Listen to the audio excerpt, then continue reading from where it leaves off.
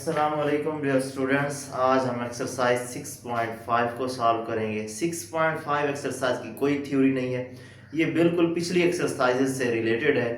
देखिए, एक बात हमने स्टार्ट में की थी चैप्टर को स्टार्ट करने से पहले कि हमें राइट एंगल ट्राइंगल दी होगी, उसकी या तो एक साइड दी होगी या दो साइड्स दी होगी, उसके या तो एंगल्स फाइंड करने होंगे या फिर उसके आपने क्या साइड्स फाइंड करनी होगी। मतलब अगर एंगल दिया होगा तो साइड्स फाइंड कर सकते हैं, कोई एक एंगल दिया होगा तो एक साइड दी होगी। इस तरह से मतलब मुख्तलिफ, मतलब आप देखें ना, राइट एंगल ट्राइंगल की बात करें, वैसे ट्राइंगल की बात करें, उसमें तीन साइड्स होती हैं और तीन एंगल्स होते हैं।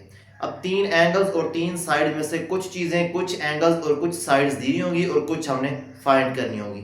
ठीक है, तो यही काम सारे का सारा इस एक्सरसाइज में किया हुआ है। देखिए, वो कहता है कि find the values of x y z. अब एक्स वाई जी समाल दिए हुए हैं, इसका मतलब ये है कि ये साइड्स हैं। ठीक है, उसके बाद कहता है from following right angle triangle. वो कहता है कि राइट एंगल ट्राइंगल दी हुई है, इसमें आपने क्या फाइंड करना है, इसमें आपने एक्स वाई और जी की वैल्यूज फाइंड करनी है। अब एक्स वाई और जी क्या है, एक्स वाई और जी साइड्स ऑफ ट्राइंगल या sides of right angle triangle हैं, क्योंकि हमारे पास यहाँ पे राइट एंगल ट्राइंगल की बात होगी।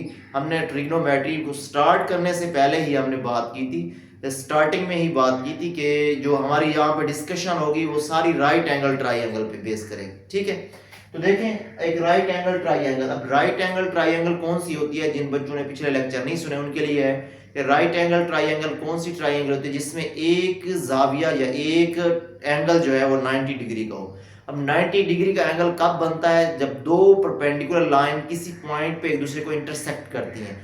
दो परपेंडिकुलर लाइन, ये देखें, एक ये लाइन है, एक ये लाइन है, ये एक दूसरे को इंटरसेक्ट कर रही है इस पॉइंट पे, इस पॉइंट पे, जिस पॉइंट पे ये इंटरसेक्ट कर रही है, ये वाला पॉइंट है। ठीक है जी, इस पॉइंट पे, जिस पॉइंट पे इंटरसेक्ट कर रही हैं, इस पॉइंट को हम क्या कहते हैं, ये जो पॉइंट है, ये जिस पॉइंट पे ये एक दूसरे को क्रॉस कर रहे हैं। ठीक है जी, ये वाला पॉइंट हमारा क्या होगा, पॉइंट ऑफ इंटरसेक्शन होगा। ठीक है, अगर इस तरह से कोई दो लाइनें एक दूसरे को इंटरसेक्ट करें तो उसे हम वहां पे जो एंगल बनता है वो 90 डिग्री का बनता है। ठीक है, अब देखें, हम ये हमारे पास ये दो जो लाइन है बी सी और ए बी एक दूसरे को इंटरसेक्ट कर रही हैं, म्यूचुअली परपेंडिकुलर है एक दूसरे के, तो यहाँ पे जो एंगल बनेगा 90 डिग्री का बनेगा। ठीक है, ये बात तो हमने डिस्कस कर ली। पिछले हमने लेक्चर्स में ये बात भी बताई थी कि यहाँ पे हमारा परपेंडिकुलर कौन सा होता है, हाइपोटेन्यूज कौन सा होता है और उसके बाद बेस कौन सा होता है। ठीक है, अब देखें बेस की एंगल इस 90 के सामने वाला, 90 के सामने वाला याद रखें, ये आपका हाइपो है।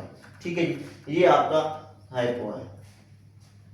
ठीक है, जिसे हम वत्तर का नाम देते हैं, चलें इसे उर्दू में वत्तर भी कह देते हैं। ठीक है जी, उसके बाद हमने ये कहा था कि जो एंगल हम फिक्स करेंगे, फॉर एग्जांपल उसने एक एंगल दे दिया 30 का एंगल है, इस एंगल के सामने वाला हमेशा आपका परपेंडिकुलर होगा। क्या होगा जी, परपेंडिकुलर, या जिसे हम कहते हैं अमूद कहते हैं। ठीक है, उसके बाद ये जो बाकी बचेगा ये हमारा बेस होगा या फिर कायदा जिसे नाम देते हैं। ठीक है, ये इसका जगह नहीं है, चले ठीक है, बेस या फिर कायदा। ठीक है, अब देखें, हमें उसने सिर्फ एक साइड दे दी है और एक एंगल दे दिया है, ए वाला एंगल दे दिया है और ये आपके पास उसने 4 सेंटीमीटर y इक्वल 4 सेंटीमीटर दे दिया। उसने कहा x और y की, जाहिर सी बात है x y z की कीमत मालूम करनी थी, y गिवन है तो x और z की कीमत हम फाइंड करेंगे। ठीक है, अब देखें, हमने यहाँ पे एंगल्स का इस्तेमाल करना है, हमने यहाँ पे ट्रिग्नोमेट्रिक रेशियोज का इस्तेमाल करना है। देखें, अब हमने लगाया कि यहाँ पे 30 का एंगल है, हमने 30 का एंगल इस तरह से लगाना है, मतलब टेन लगाएं, साइन लगाएं या फिर काज लगाएं, इस तरह से लगाना है कि हमारे पास जो गिवन एक वैल्यूज है, एक साइड है, ये उसमें जरूर आनी चाहिए, मतलब कि बेस की बात जरूर होनी चाहिए। अब देखिए, हमने ये देखा था कि साइन किसके बराबर होता है, अमूद बटा वत्तर के बराबर होता है। ठीक है, मतलब हमने लिखा था ऊ, अमूद बटा वत्तर। अब काज की बात की थी, अमूद बटा वत्तर की अगर बात करें, अगर साइन अगर अप्लाई करना चाहें, देखिए साइन अमूद बटा वत्तर, अमूद बटा वत्तर, ये तो दोनों अननोन वैल्यूज हैं, हम ये साइन नहीं लगा सकते। अब काज को देखते हैं, कु कायदा बटा वत्तर, कु हमने कहा था कायदा बटा वत्तर। अब देखिए, मतलब कि कायदा बटा वत्तर, बेस और हाइपोटेन्यूज। अब देखिए, बेस आपके पास ये है और हाइपो है ये, मतलब हम काज वाला भी इस्तेमाल करके ये वैल्यू फाइंड कर सकते हैं। ठीक है, लेकिन हमने टेन का इस्तेमाल कर लिया, कोई बात नहीं, मतलब हमने कहा था टेन क्या है, अमूद बटा कायदा। अब देखिए, अमूद बटा कायदा। ठीक है, मतलब ये वाली वैल्यू जो हमारी गिवन वैल्यू है, जो हमारे पास जो दी गई गिवन साइड है, ये हमारे पास जरूर होनी चाहिए। ठीक है, अब देखिए हमने टेन लगाया, टेन 30 इज इक्वल टू क्या होता है, परपेंडिकुलर और बेस, मतलब अमूद बटा कायदा, अमूद बटा कायदा। ठीक है, अमूद बटा कायदा, तो वही ला में लिख लिया। परपेंडिकुलर क्या है, देखिए परपेंडिकुलर x है और बेस क्या है, बेस y है। ठीक है, वही वैल्यू। अब tan 30 की वैल्यू कहां से आएगी, tan 30 आप टेबल में से तैयार कर देखेंगे। टेबल आपको वही बनाना आनी चाहिए जैसे हमने स्केच बताया था, या फिर याद कर अगर मतलब याद कर सकते हैं तो वेल एंड गुड है, नहीं तो दूसरा आसान सा, वो बिल्कुल आसान से ट्रिक हमने शेयर की हुई है पिछले आपके उसमें, लिंक में भी हम, डिस्क्रिप्शन में भी हम लिंक जरूर शेयर करेंगे, उसमें से आप उसको देख सकते हैं। ठीक है, अब हमने इसको देखा 1/3 स्क्वायर रूट एक्स, इसकी वैल्यू और इसकी वैल्यू y पुट कर दी। अब हम देखें x किसके बराबर है, x तो हमने फाइंड करना है, y किसके बराबर है, y 4 के बराबर है, तो हमने 4 पुट कर दिया। ठीक है जी, उसके बाद देखें 4 इस साइड पे मल्टीप्लाई हो जाएगा, इधर डिवाइड हो रहा है वेरिएबल के साथ, तो उस साइड पे क्या हो जाएगा, मल्टीप्लाई हो जाएगा। जब देखें उस साइड पे मल्टीप्लाई हो जाएगा, 4 1 4 4/3 स्क्वायर रूट, सीधा करके लिखेंगे x = 4/3 स्क्वायर रूट सेंटीमीटर। ये हमारे पास x लेंथ आ गई, जिसे हमने किसका नाम दिया था, परपेंडिकुलर का नाम दिया था। ठीक है, नेक्स्ट इसको बाकी देखते हैं। z जैसी सी बात है, z मालूम करना है, y तो गिवन है, z मालूम करना है। अब z के लिए हमारे पास z है क्या, z 72 है, हैपो है। अब देखिए 72 में हमारे पास ये बात माइंड में रखें कि जो भी हम साइन लें, काज लें, टेन लें, उसमें 72 जरूर आना चाहिए। ठीक है, बाकी जो भी साइड आ जाए, क्योंकि दोनों साइड हमने मालूम कर, एक गिवन थी, एक मालूम कर ली। ठीक है, अब हमने एक साइन इस्तेमाल किया। साइन क्या होता है, परपेंडिकुलर और हैपो, परपेंडिकुलर और हैपो। देखें हैपो हमने फाइंड करनी है, हैपो जरूर आ रही है। ठीक है, तो देखिए ये एक साइड, ये तो गिवन थी। ठीक है जी, x/z, जाहिर सी बात है ये परपेंडिकुलर x है और हैपो क्या है, z है, तो x/z। sin 30 फिर कहां से आएगा, फिर वही टेबल को देखेंगे। जाहिर सी बात है ट्रिक के जरिए टेबल को एक दफा देख लेंगे तो उसको बार बार उसको आप मतलब कि बार बार बनाने की जरूरत भी नहीं पड़ेगी, एक दफा बस उसको ट्रिक को देखें। डिस्क्रिप्शन में हम लिंक जरूर शेयर करेंगे, तो उसमें से आप देखें, आपको इंशाल्लाह उसका बहुत अच्छे से समझ आएगी। तो 1/2 हमने पुट किया, sin 30 1/2 होता है।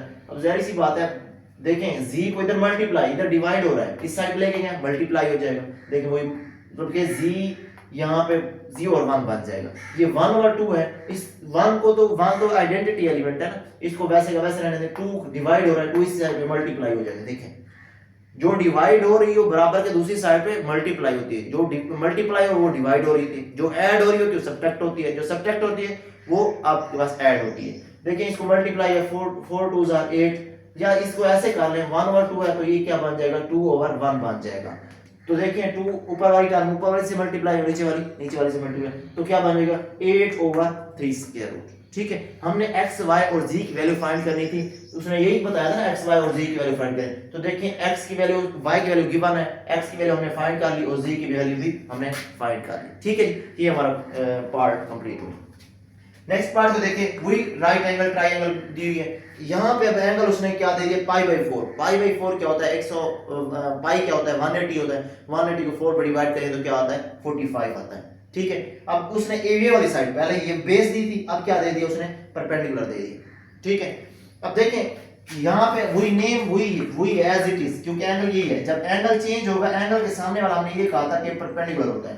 ठीक है, तो देखिए एंगल वही यूज हो रहा है, तो मतलब कि ये अमूद भी वही होगा, या जिसे हम परपेंडिकुलर कहते हैं, अमूद भी वही होगा, आपके पास हैपो भी वही होगा, बेस भी वही होगा। ठीक है, अब साइन हमने लगाया है, जाहिर सी बात है हमने ये कहा था जो गिवन फंक्शन, जो गिवन साइड हो उसको जरूर आना चाहिए उसमें। साइन लगाएं, टेन लगाएं या cos लगाएं।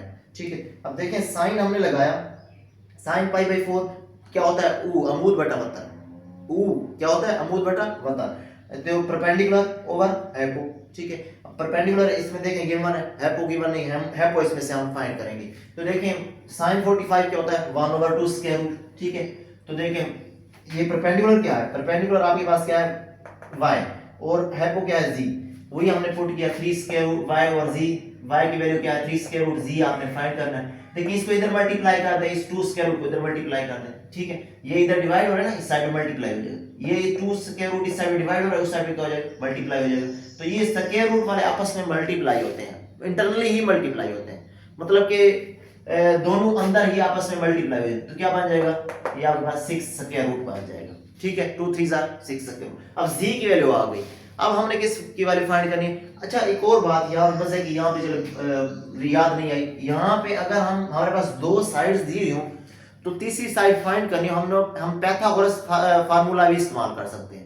मतलब कि यहाँ तक, जैसे यहाँ तक हमारा हो गया क्वेश्चन, और यहाँ पे हम लोग ये पाइथागोरस फार्मूला भी इस्तेमाल कर सकते हैं।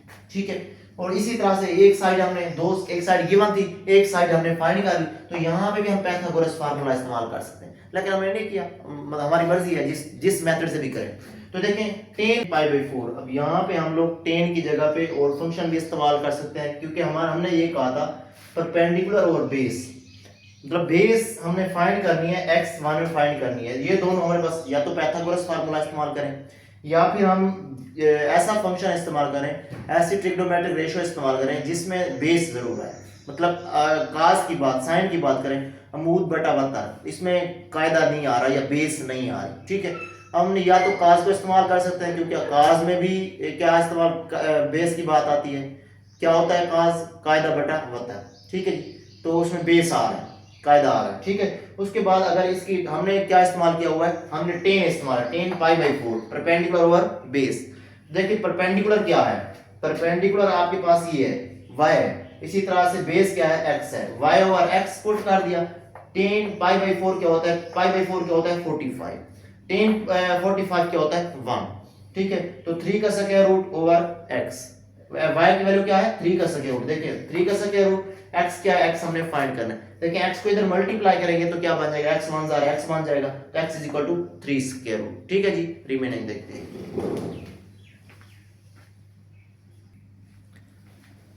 अच्छा बच्चों थर्ड पार्ट देखते हैं, वही राइट एंगल ट्राइंगल दी हुई है, z 2 सेंटीमीटर। अब उसने हाइपो दे दी है और दूसरी हमने बेस और परपेंडिकुलर हमने फाइंड करना है। देखिए हमने साइन का इस्तेमाल किया है, देखिए और भी फंक्शन इस्तेमाल हो सकता है। ठीक है, जिसमें आपका हाइपो जरूर आता हो।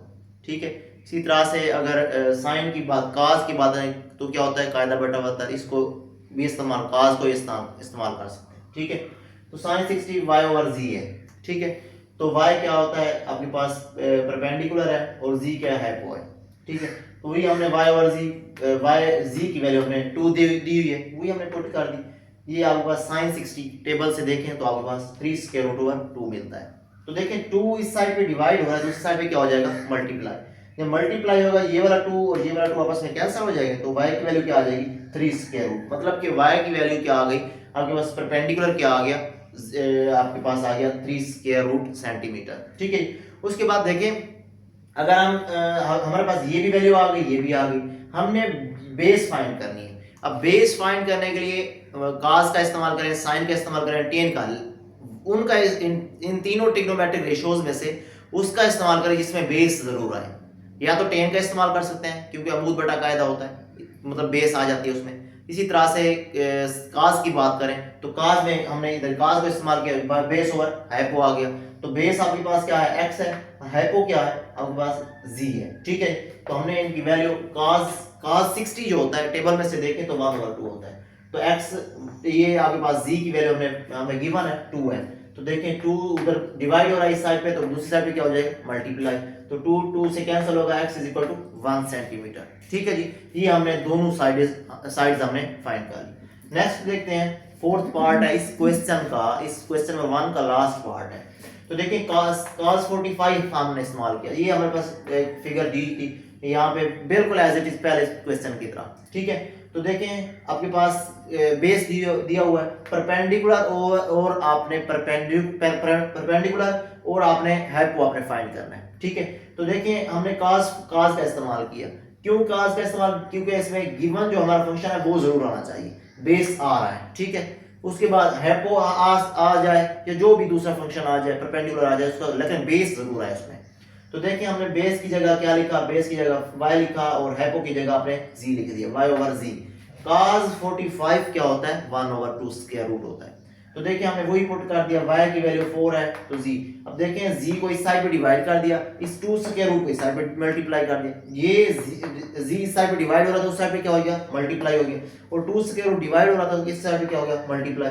तो 4 मल्टीप्लाई 2 स्क्वायर रूट, तो आपके पास 4 into 2 square root of centimetre, आपके पास जी की वैल्यू आ गई। ठीक है, मतलब आपने हाइपो हमने फाइंड कर लिया। अब परपेंडिकुलर की बात करते हैं, परपेंडिकुलर फाइंड करना है।